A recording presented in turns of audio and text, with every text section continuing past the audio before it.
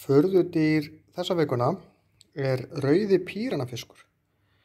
Píranafiskar eru ránfiskar sem eru með mjög beittar tennur. Þessi píranafiskur, það eru til aðrar tegundir, getur orðið alltaf 33 cm á stærð sem er nokkurn veginn jafn mikið og A4 blað eins og ég er með hérna fyrir frá mig. Þeir éta mest af smádýrum. Þeir eru ekki eins skæðir og maður sér í teiknimyndum. Þeir geta vissulega rifið bráðin í sundur með beittum tönnum, en þeir þora því yfirleitt ekki fyrir þeir eru vissur að bráðin sé örugglega dauð.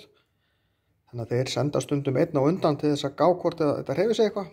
Svo koma þeir og þeir eru ekki eins fljótir. Þetta er ekkert sekúndu spursmál eins og maður sér stundum í teiknimyndum að hreinsa kjötið af beinagrindum. Þetta tekur þá dágóða stund. En það er ekkert þægilegt að vera með mjög marga píranafiska í kringum sig.